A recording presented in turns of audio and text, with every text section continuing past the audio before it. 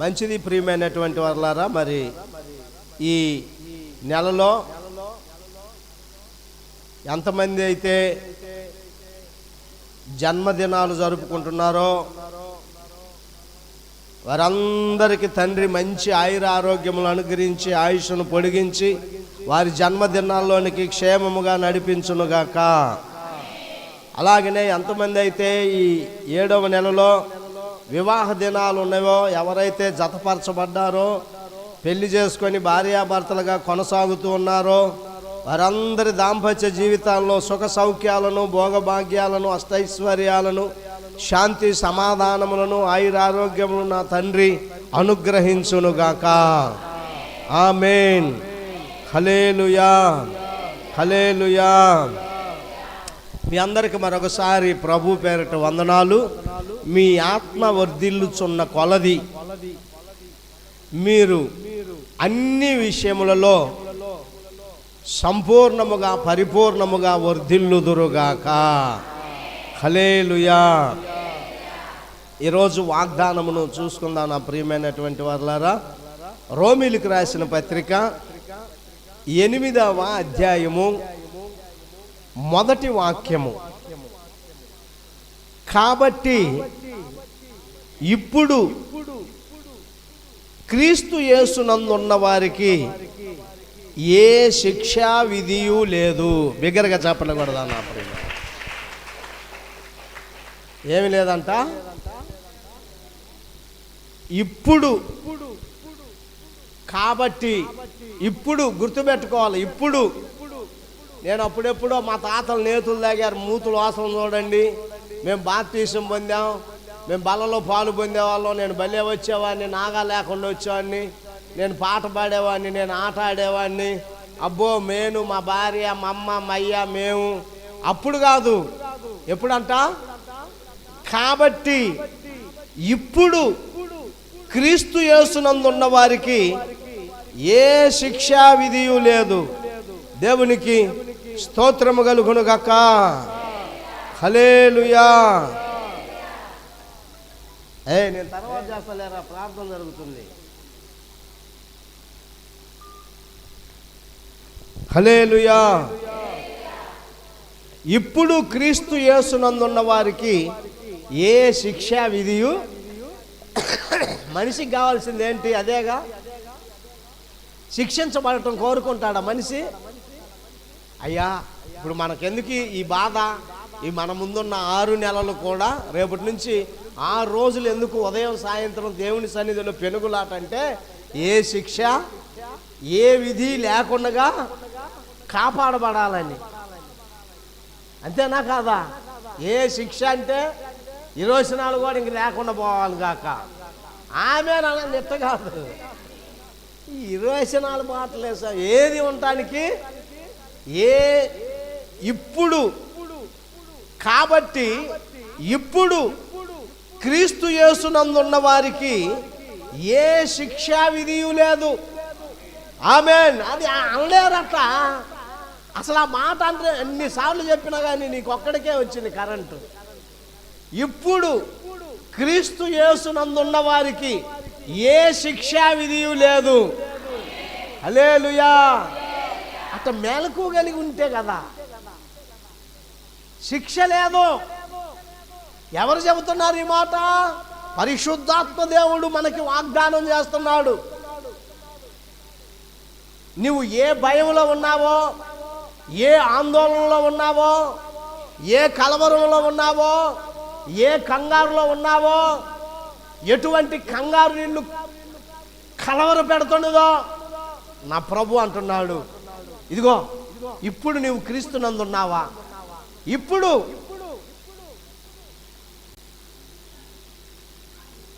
అయితేలేమ్మా ఊరుకొని, ఆ పిల్లకి తెలియదు పడుకొని, అట్లా పడుకొని చూడండి. మీరు అటు గదిలిచ్చాక అందరు వెనక్కి తిరిగి చూస్తాం. అయింది. హల్లెలూయా చెప్పండి. హల్లెలూయా. ఇప్పుడు ఇప్పుడు ఎప్పుడు? అప్పుడెప్పుడో కాదు. ఇప్పుడు క్రీస్తు యేసునందుంటే నీవు చక్కగా పరిశుద్ధత కలిగి, పవిత్రత కలిగి, నమ్మకంగా ప్రభుతో ఉంటే నీకు ఏ శిక్ష విధి? ఏమంటాడు ఆయన పాపపు స్త్రీతో? ఇదిగో అమ్మా, నిన్ను శిక్షించాలంటే నేను అంటాడు, నిన్ను ఎవరు శిక్షించలేదా అంటాడు. వ్యభిచారం మందు పట్టుబడిందండి. ఒక స్త్రీ పట్టుకున్నారు, ఒక స్త్రీని. ఆ మోషే ధర్మశాస్త్రం ఏంటంటే పురుషునికి ఏ నేరం ఉండదు, పురుషునిది ఏం తప్పు ఉండదు. కానీ ధర్మశాస్త్రం అంటే ఇద్దరిది తప్పు ఉండాలి కదా, పురుషునిది తప్పు ఉండదు. స్త్రీని పట్టుకొని వెంటబడుతున్నారు. ఏంటి మోషే ధర్మశాస్త్రం? ఎవరైనా వ్యభిచారం మందు పట్టుబడితే రాళ్లతో కొట్టి చంపాలి అని వెంటబడుతున్నారు. ఈ మనిషి పరిగెట్టి పరిగెట్టి పరిగెట్టి పరిగెట్టి ప్రభు అయిన యేసుక్రీస్తు పాదాల దగ్గరకు వచ్చి పడింది. నా ప్రియమైన అంటారే, ఒక్కొక్కరిని తంతే దేనిలో పడతాడంట? తంతే ఎగ్గిరి బోర్ల గంపలో బోర్ల బుట్టలో పడ్డాడంట. అదృష్టం. ఒక్కొక్కడు పడితే గోతిలోనో నూతిలోనో పీతిలోనో పడదంట. ఎక్కడ పడిద్ది? ఒక్కొక్కడు రొట్టె విరిగి నేతిలో పడుద్ది. స్తోత్రం కలుగును గాక. వాళ్ళ అదృష్టం. ఒక్కొక్కడిది ఏమైనా కానీ నేను కొబ్బరి బొండం కొనుక్కొని కొద్దిగా చిన్న వయసు మిడిమిడి జ్ఞానం, దాన్ని ఇట్లా పీసు తీసేస్తారు కదా, దాన్ని జాగ్రత్తగా పట్టుకు రావాలిగా. ఇట్టు వస్తా ఉన్నా ఆ బాటన మా ఊర్లో వస్తా ఉన్నా, అది ఆ కొన దిగిపోయి దొల్లుకుంటూ పోయి ఆ కుప్పలో పడింది. నేతిలో కాదు, దాని ఆపోజిట్లో పడింది. స్తోత్రం కలుగును గాక. ఏం చేయాలి? నా కాడేమో డబ్బులు ఉండవు, ఇంటికాడేమో మసమసలు మాడే జ్వరం. ఏం చేయాలి? దాన్ని తీస్తే ఏమన్నా తీయటానికి కూడా అలివయ్యా. అంటే ఒక్కొక్కడు తంతే ఆడబడతాడో, ఒక్కొక్కడు నేతి బుట్టలో పడవచ్చు, ఒక్కొక్కడు రొట్టె విరిగి అదే రొట్టె విరిగి కింద పడిందే అయ్యో అనుకునేసరికి అది గోతిలో పల్లా, నూతిలో పల్లా, లేదంటే పీతిలో పడలేదు, కానీ అది నేతిలో పడిందంట. నా ప్రేమ స్తోత్రము కలుగును గాక. నేనేమంటానంటే ఆ మనిషి వాళ్ళకి కనిపించటం ఆ అమ్మాయి కర్మ బాగాల, టైం బాగాల, పట్టుబడతాం వాళ్ళకి. కానీ ఆ అమ్మాయి వాళ్ళు వెంట పడుతుంటే పరిగెడుతుందే, ఆ పరిగెడుతున్నప్పుడు ప్రభు పాదాలు కనిపించటం ఆ అమ్మాయికి చాలా దేదీప్యమానమైనటువంటి ఆశీర్వాదకరం. కంచె బూర్ల బొట్టలో పడ్డట్టు పడింది. అప్పుడు అందరూ ఇప్పుడు ఇసిరేయాలంటే ఆ రాళ్ళు ఎవరికి తగులుతాయి? ఆ మనిషితో పాటు ఎవరికి తగులుతాయి? యేసయ్యకు కూడా. ఎందుకంటే మనిషి ఆయన పాదాల దగ్గర ఉంది. ఇప్పుడు ఇసిరితే కుదరదు. బోధకుడు ఉన్నాడు అక్కడ.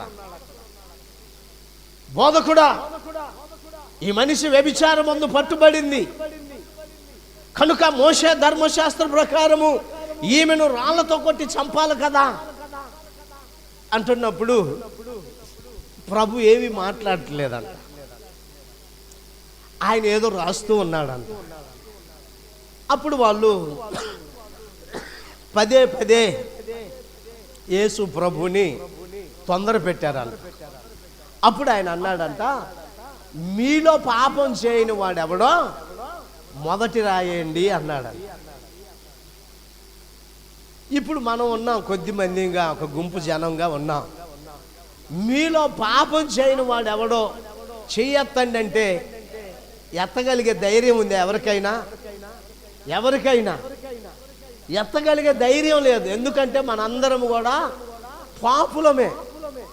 పాపులను రక్షించుటకు క్రీస్తు యేసు ఈ లోకములోనికి వచ్చాడు. కనుక నా ప్రియమైన దేవుని బిడ్డ, అందరూ కూడా అంతంత రాళ్ళు పట్టుకున్న వాళ్ళంతా ఆ రాళ్ళు పక్కన పడేసి, పైగా ఈయనేదో రాస్తున్నాడంట అక్కడ. అంటే మన జాతకాలన్నీ ఆయన దగ్గర ఉంటాయా ఉండవా? నీ భక్తి ఏంటో, నువ్వు భక్తిరాలువో భక్తిహీనురాలువో, నువ్వు పాపాత్ముడువో పుణ్యాత్ముడువో, నువ్వు దుర్మార్గుడువో మంచివాడువో రాస్తూ ఉన్నాడంట. అప్పుడు కొంతసేపటికి ఇలాగ పైకి చూస్తే ఎవరూ లేరంట. ఏమ్మా ఎవరు నిన్ను శిక్షించలేదా అంటే, లేదు ప్రభువా నన్ను ఎవరు శిక్షించలేదు అంట. అప్పుడు అంటున్నాడు, నేను కూడా నిన్ను శిక్షించను. నిన్ను శిక్షించాలంటే నేను శిక్షించగలను, కానీ శిక్షించను. ఇక నుండి నీవు పాపము చేయకుండా జీవించమంటున్నాడు. చప్పట్లు కొడదాం నా ప్రియమైన దేవునికి స్తోత్రము కలుగును గాక.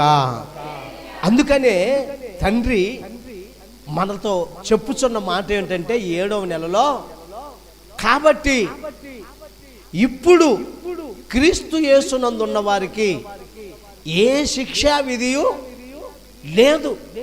కనుక మీరు ఎందులో ఉన్నారో క్రీస్తు యేసునందున్నారా? ఒక్కొక్కడు ఎట్లా పడితే అట్లా మాట్లాడుతూ ఉంటాడు. ఏంటి అతను అలా మాట్లాడుతున్నాడంటే, పోనీలండి వాడు ఎందులో ఉన్నాడు? మందులో ఉన్నాడు. ఎందులో ఉన్నాడంట? మందులో ఉన్నాడులేండి.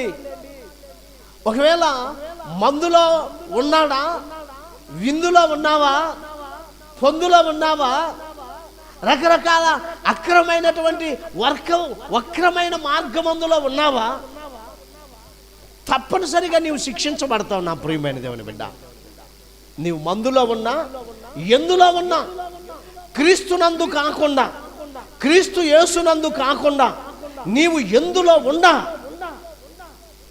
శిక్ష మాత్రము తప్పదు. కనుక ఈ కార్యక్రమం వీక్షిస్తున్నటువంటి నా ప్రియమైనటువంటి వారులారా, ఒకవేళ మీరు కూడా క్రీస్తు యేసునందు లేకపోతే ఇదిగో ఇప్పుడే ఒక తీర్మానం చేసుకోనండి.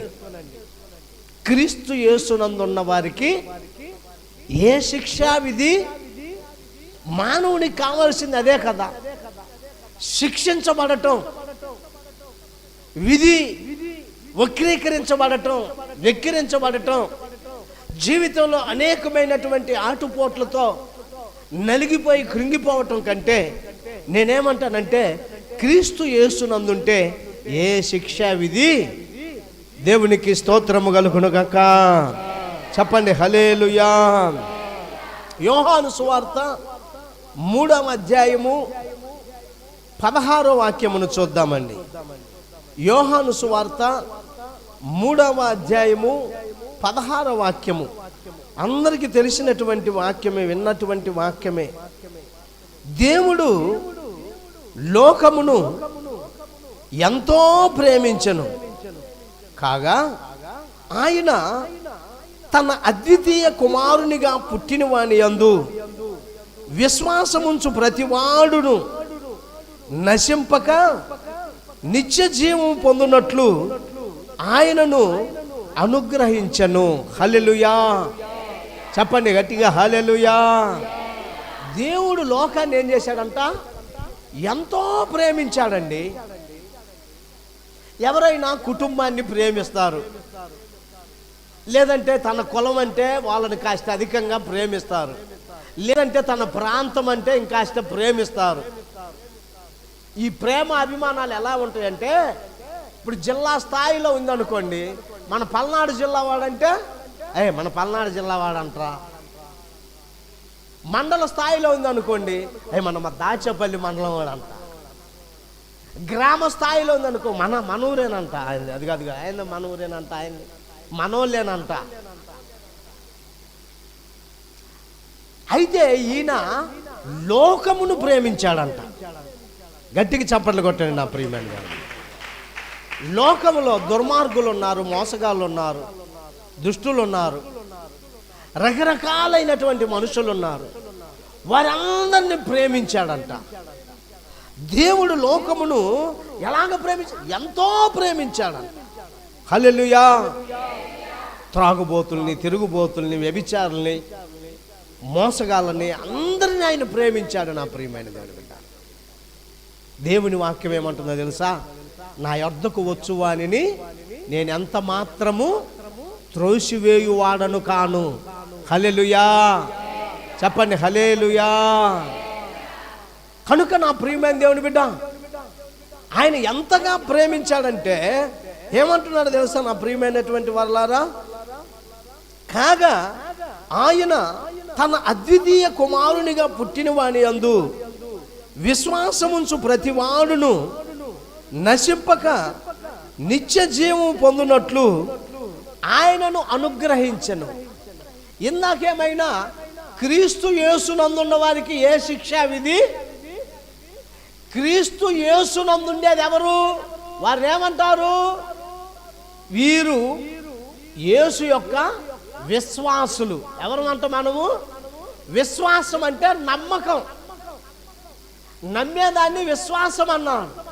మీరు కానీ ఆ క్రీస్తు యేసునందు ఉన్నటువంటి మీరు విశ్వాసం ఉంచినట్లయితే ఇంకొక మాట ఏమంటున్నాడు తెలుసా? వారు నశింపనే నశింపరు. ఎయిడ్స్ రోగం రాదు, టీబీ రాదు, క్యాన్సర్ రాదు, మాయదారి రోగాలు ఏవేవో ఉంటాయి కదా. బాగా త్రాగేవాడికి ఒక జబ్బు వస్తుంది, బాగా వ్యభిచరించేవాడికి ఇంకొక జబ్బు వస్తుంది, బాగా పేకాట ఆడేవాడు, జోదాలు కట్టేవాడు, లక్షలు లక్షలు పోగొట్టుకునేవాడికి వాడికి ఒక మనాయాది వస్తుంది. అంటే ఇప్పుడు ప్రభువుని ఎరిగిన వారికి, ప్రభువునందున్న వారికి ఏమీ రాదంటారా? వస్తాయి. వచ్చినప్పటికీ కూడా వీని మరణం వేరు, వారి మరణము వేరు. మరణాల్లో కూడా తేడా ఉంటుంది. మరణాల్లో కూడా నా ప్రియమైన దేవుని బిడ్డ వ్యత్యాసం ఉంటుంది. కాబట్టి ఇక్కడ ఎవరైతే విశ్వాసం ఉంచుతారో వారు నశింపక నిత్య జీవము పొందుతారంట. స్తోత్రము కలుగునుగాక. చెప్పండి హల్లెలూయా. నశింపక నిత్య జీవము పొందుతారని దేవుని వాక్యం సెలవిస్తుంది నా ప్రియమైన దేవుని బిడ్డ. ఎంతో మంది నశించిపోతా ఉన్నారు, నశించిపోతున్నారు. ఆయన కాపురత్వంలో లేక, ఆయన యందు లేక, ఆయనను విశ్వసించక, ఆయనను విశ్వసించి ఆయన కాపురత్వంలోనికి వచ్చి మరలా తప్పిపోయి, పడిపోయి, జారిపోయి, మరలా లోకంలో, మరలా పాపంలో, మరలా త్రాగుల్లో, మరలా జోదంలో, మరలా ఇచ్చలవిడిగా ఇష్టానుసారముగా అనేక రీతులుగా వెళ్ళిపోయినటువంటి వారి యొక్క ముగింపు ఏంటో తెలుసా? నశించిపోవటం.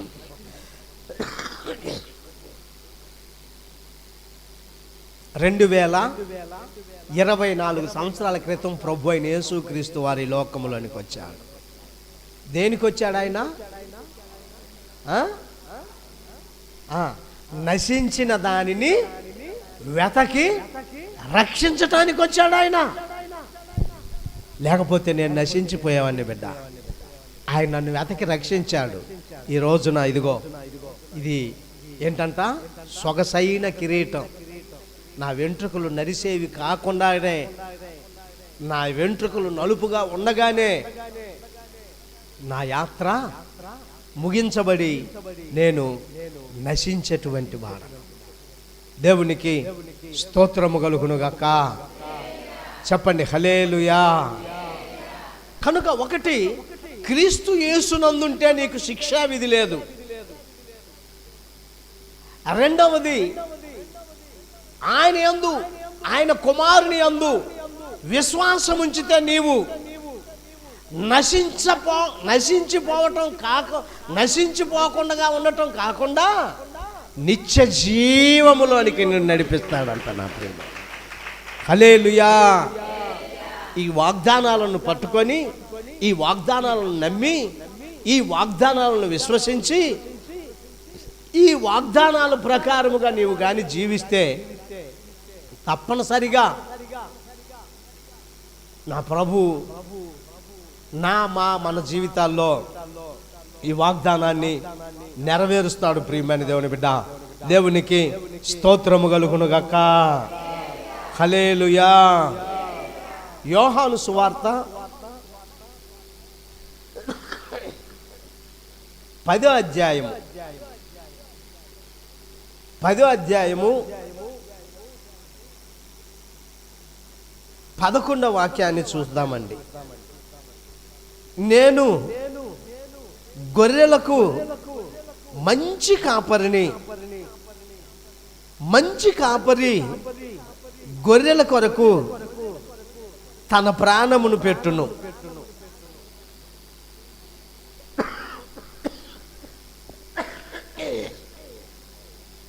జీతగాడు గొర్రెల కాపరి కాడు గనుక గొర్రెలు తనవి కానందున తోడేలు వచ్చుట చూచి గొర్రెలను విడిచిపెట్టి పారిపోవును. తోడేలు ఆ గొర్రెలను పట్టి చెదరగొట్టును. జీతగాడే గనుక గొర్రెలను గూర్చి లక్ష్యము చేయక పారిపోవును. నేను గొర్రెల మంచి కాపరిని. తండ్రి నన్ను ఎలాగూ ఎరుగునో, నేను తండ్రిని ఎలాగూ ఎరుగుదునో, అలాగే నేను నా గొర్రెలను ఎరుగుదును. నా గొర్రెలు నన్ను ఎరుగును, మరియు గొర్రెల కొరకు నా ప్రాణము పెట్టుచున్నాను. దగ్గరగా చెప్పకూడదా నా ప్రేమ? మూడోదిగా ఏంటో తెలుసా?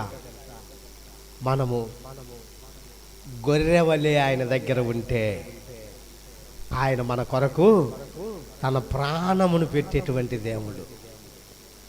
ఆయన దగ్గర ఉంటే చూడండి, ఆయన చేతిలో నుండి 28వ వాక్యం ఉన్నది. 27వ వాక్యం, నా గొర్రెలు నా స్వరము వినును, నేను వాటిని ఎరుగుదును, అవి నన్ను వెంబడించును, నేను వాటికి నిత్య జీవమునిచ్చుచున్నాను గనుక అవి ఎన్నటికి నశింపవు, ఎవడునూ వాటిని నా చేతిలో నుండి అపహరింపడు. స్తోత్రము కలుగునుగాక. 1 క్రీస్తు యేసునందు ఉండాలి. 2 ఆయన కుమారుని యందు విశ్వాసం ఉంచాలి. 3 నీవు గొర్రెగా ఉండాలి. గొర్రె స్వభావం ఏమిటో తెలుసా? యజమానుణ్ణి వెంబడించే స్వభావం.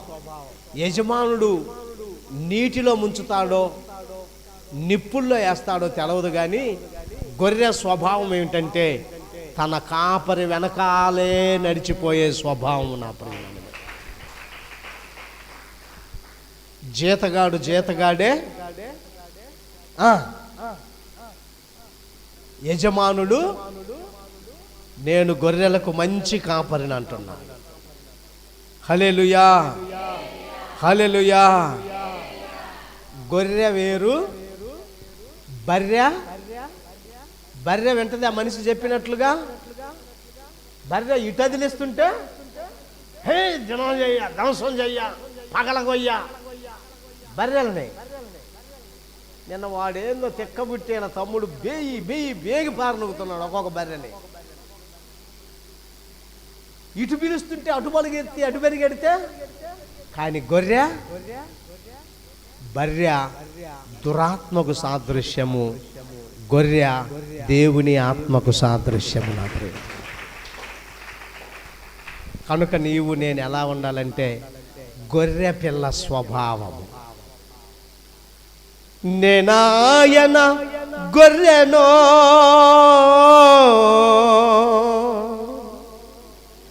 నేనాయన గొర్రెనో,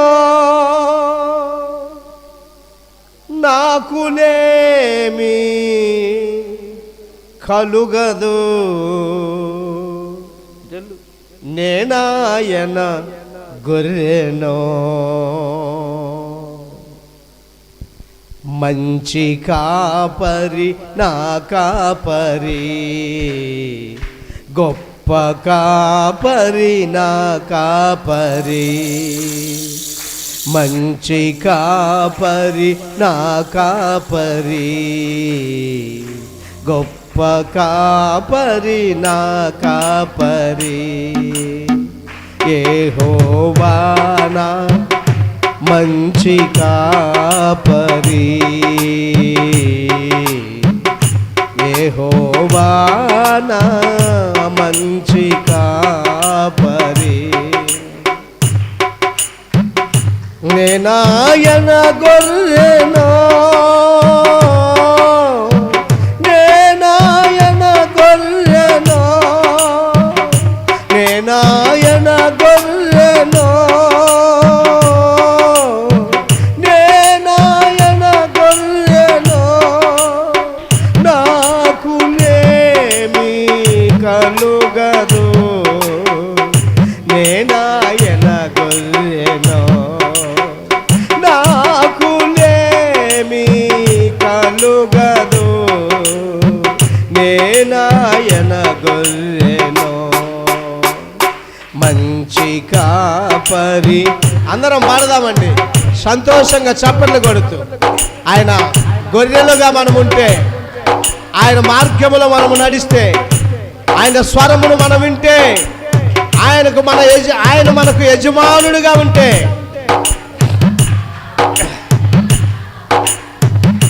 పచ్చిక గల చోట్ల ఆయనే నన్ను పరుండ చేయును,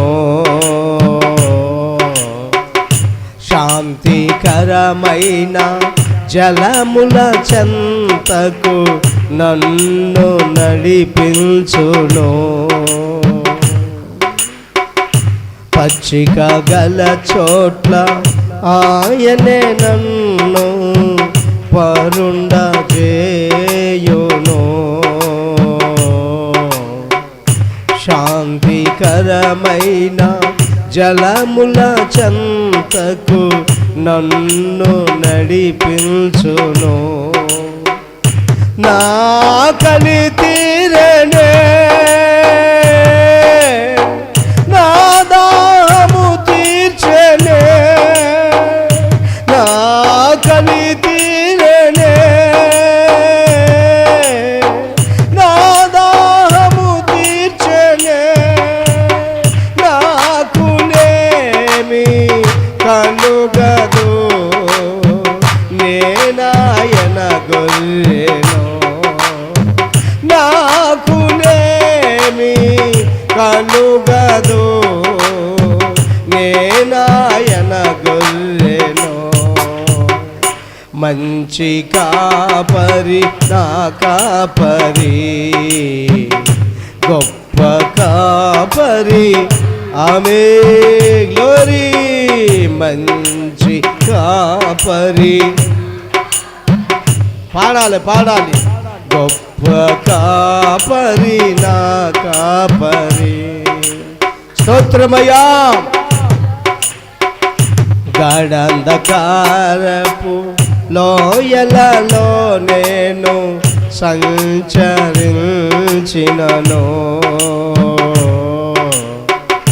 నీ దుడ్డు కర్రయు నీ దండము నన్ను ఆదరించును, గాఢంధకారపు లోయలలో నేను సంచరించినను,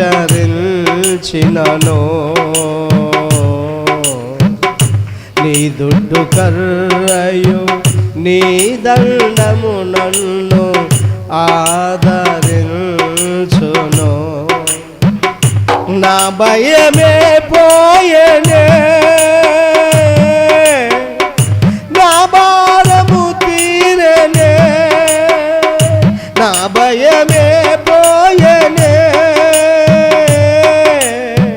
నా భారము తీరెనే, నాకునేమి కలుగదు, నేనాయన గొర్రెనో, నాకునేమి కలుగదు, నేనాయన గొర్రెనో.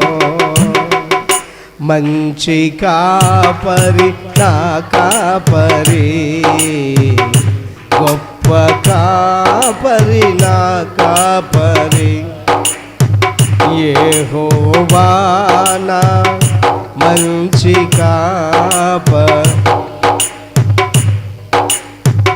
యెహోవా నా మంచి. హల్లెలూయా చెబుదామండి, హల్లెలూయా అందరం చెబుదామండి, హల్లెలూయా. నా ప్రియమైనటువంటి దేవుని బిడ్డ, మనము గొర్రెగా ఉంటే ఆయన చేతిలో నుండి మనల్ని దుష్టుడు దొంగిలించడు. నేను గొర్రెలకు మంచి కాపరిని. మంచి కాపరి గొర్రెల కొరకు తన ప్రాణమును పెడతాడు. జీతగాడు జీతగాడే, తోడేలు వస్తే వదిలిపెట్టి పారిపోతాడు. ఇప్పటి వరకు ఎవరెవరిని నీవు కాపరిగా పెట్టుకున్నావో, ఏ కాపురత్వంలో నీవు భక్తి శ్రద్ధలు కలిగి జీవించావో, ఈ రాత్రి నా ప్రియమైన దేవుని బిడ్డ జాగ్రత్త కలిగి. ఒక ఆమె నిన్న అంటుంది వచ్చి, అయ్యా నాకు పక్షవాయువు వాతం వచ్చి ఉన్నది, లోగడ దెబ్బ తగిలినప్పుడల్లా వస్తా ఉన్నావు కదమ్మా, ఆ మధ్య వచ్చావు బాగైంది, ఏమ్మా రావట్లేదంటే మా అబ్బాయి ఒప్పుకోవట్లేదయ్యా నేను రావట్లేదు. మరలా నిన్న ఈడుచుకుంటా వచ్చింది. నేనేమంటా అంటే నా ప్రియమైనటువంటి వాళ్ళారా, ఈ కాపరిని విడిచిపెట్టవద్దు. ఈయన మనకి మంచి కాపరి. ఈయన మన స్వరం ఎరుగుతాడంట. ఆయన స్వరము మనము ఎక్కడ మాట 4 దేవునికి స్తోత్రము కలుగును గాక.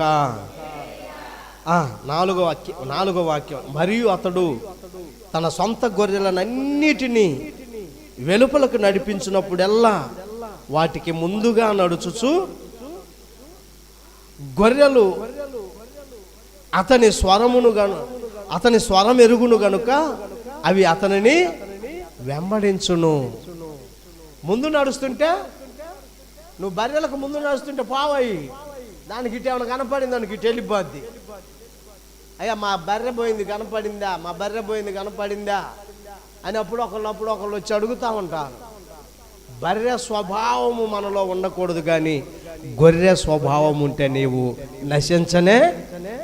హల్లెలూయా హల్లెలూయా. యోహాను సువార్త 5వ అధ్యాయము 24వ వాక్యములో చూస్తే, మీరు తీర్పులోనికి రారు అంటున్నారు. 20వ వాక్యం చూద్దామండి. 5వ అధ్యాయము 24వ వాక్యము, నా మాట విని నన్ను పంపువాని యందు విశ్వాసముంచువాడు నిత్య జీవము గలవాడు, వాడు తీర్పులోనికి రాక మరణములో నుండి జీవములోనికి దాటి ఉన్నాడని మీతో నిశ్చయముగా చెప్పుచున్నాను. హల్లెలూయా. ఈ రోజంతా అన్ని వాగ్దానాలే. ఆయన మాట విని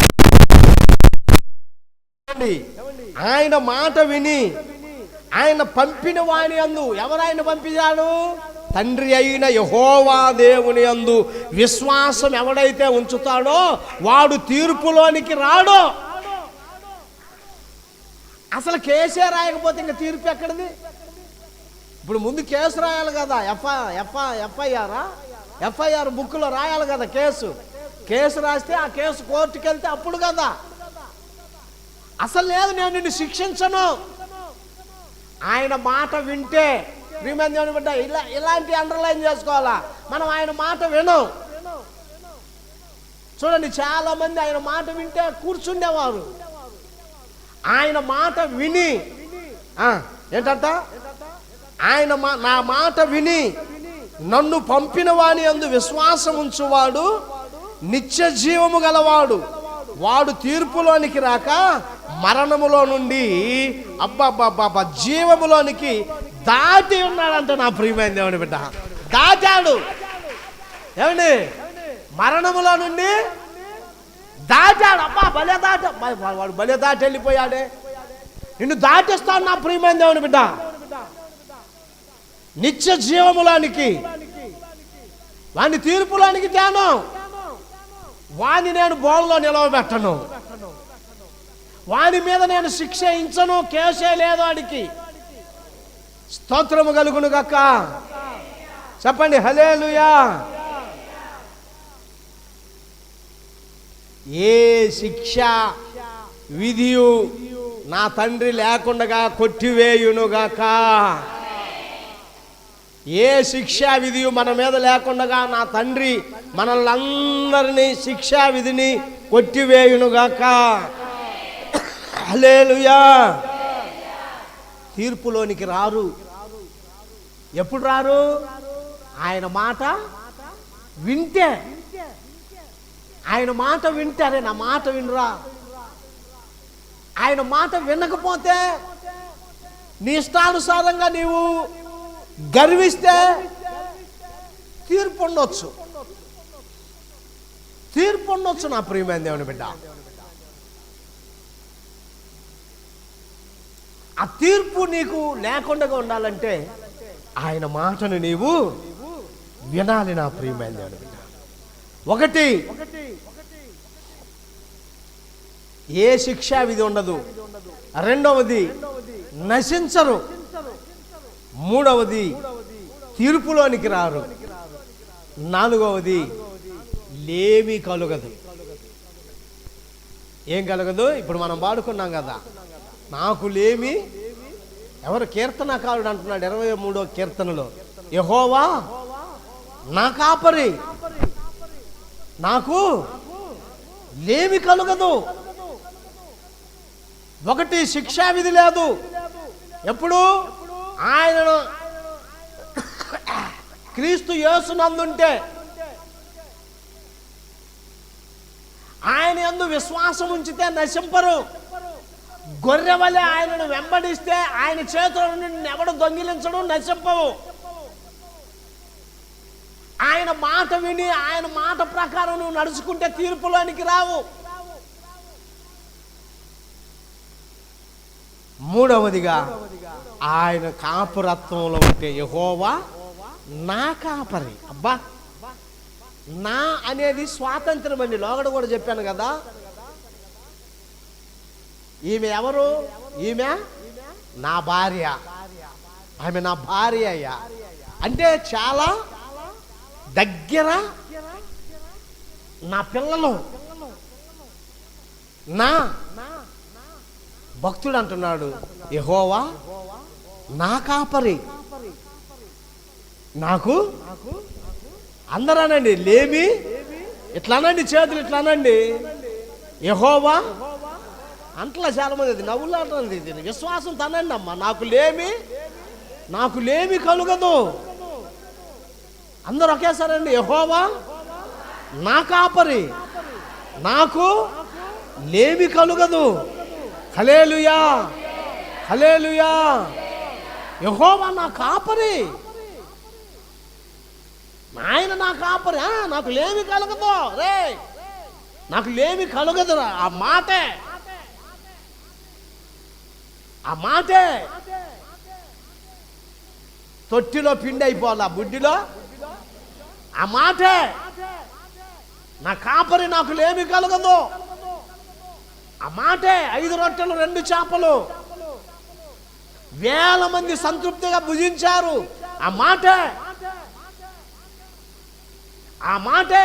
అరణ్యములో విస్తారమైన పూరేడు పెట్టెలను దింపి వారు కళ్ళ ముక్కుల్లో నుంచి, చెవుల్లో నుంచి, నాసికారంధ్రంలో నుంచి రక్తము కారేటట్లుగా మాంసాన్ని భుజించారు. ఆ మాటే ఆకాశం నుండి మన్నాను కురిపించింది, దేవదూతలు తినే భోజనాన్ని తినిపించింది నా ప్రియమైన దేవుని బిడ్డ. నేనేమంటాను, నీ విశ్వాసమే. యెహోవా నా కాపరి, నాకు లేమి కలుగదో, నాకు ఏమి లేకుండా ఉండదో. నేను సమస్తమును కలిగి ఉంటాను. పచ్చిక గల చోట్ల ఆయన నన్ను పరుండ చేయుచున్నాడు. శాంతికరమైన జలముల యొద్దకు నన్ను. దేవునికి స్తోత్రము కలుగును గాక. చెప్పండి హల్లెలూయా, చెప్పండి హల్లెలూయా. నా గిన్నె నిండి పొర్లుచున్నది. నీవు యెహోవాని కాపరత్వంలో పెట్టుకుంటే, ఆయన్ని కాపరిగా పెట్టుకుంటే, ఆయన ఏమంటున్నాడు తెలుసా? నిన్ను కాపాడువాడు కునుకడు నిద్రపాడు. Praise the lord. చెప్పండి హల్లెలూయా, చెప్పండి హల్లెలూయా. నిన్ను కాపాడువాడు కునుకుడు నిద్రపాడు నా ప్రియమైన దేవుని బిడ్డ. క్రీస్తు ప్రభువుని ఆయన యందుండ నీవు, ఆయన యందు విశ్వాసం ఉంచిన నీవు, ఆయన మాట వింటున్నటువంటి నీవు ఆయన్ని కాపరిగా పెట్టుకున్నట్లయితే ఎటువంటి దిగులు పడాల్సిన పని లేదు. తన ప్రియులు నిద్రించుచుండగా ఆయన వారికి అనుగ్రహించును. ఎస్, రాత్రి ఎంతగానో దుఃఖపడుతున్న నీవు, బాధపడుతున్న నీవు, తెల్లవారేసరికి సంతోషముతో నా తండ్రి నిన్ను నింపునుగాక. ఆ బాధ నీవు మరచిపోయేటట్లుగా నా తండ్రి చేయునుగాక. హల్లెలూయా, హల్లెలూయా. ఫిలిప్పీయులకు రాసిన పత్రిక 4:19 ఉన్నది చూడండి. క్రీస్తు యేసునందు మహిమలో మన ప్రతి అవసరము ఆయన తీరుస్తాడని రాయబడి ఉన్నది నా ప్రియమైన దేవుని బిడ్డ. ఫిలిప్పీయులకు రాసిన పత్రిక 4:19. కాగా దేవుడు తన ఐశ్వర్యము చొప్పున క్రీస్తు యేసునందు మహిమలో మీ ప్రతి అవసరమును తీర్చును. Praise the lord. ప్రతి అవసరం క్రీస్తు యేసునందు మహిమలో నీ ఏ అవసరత కోరుకొని ఉన్నావో, ఏ అవసరత కొరకు నీవు అల్లాడిపోతూ నెమ్మది లేకుండా ఉన్నావో, అవసరాన్ని రాత్రి నా ప్రభు తీర్చివేయునుగాక. హల్లెలూయా, చెప్పండి హల్లెలూయా. ఆయన యందున్న వారికి ఏ శిక్షా విధి లేదు. ఆయన విశ్వసించిన వారు, ఆయనను గొర్రెవలే వెంబడిస్తున్న వారు నశింపరు నా ప్రియమైన దేవుని బిడ్డ. ఆయన మాట విని ఆయన మాట ప్రకారం నడుచుకున్న వారు తీర్పులోనికి రారు నా ప్రియమైన దేవుని బిడ్డ. లేమి ఆయనను కాపరిగా పెట్టుకున్న వారికి ఏ లేమి కలుగదు నా ప్రియమైన దేవుని బిడ్డ. 4వదిగా భయపడరు. భయము లేదు మాకు. ఎందుకని భయపడరు? క్రీస్తుని ఎరిగిన వారు భయపడరు. ఏమంటారు?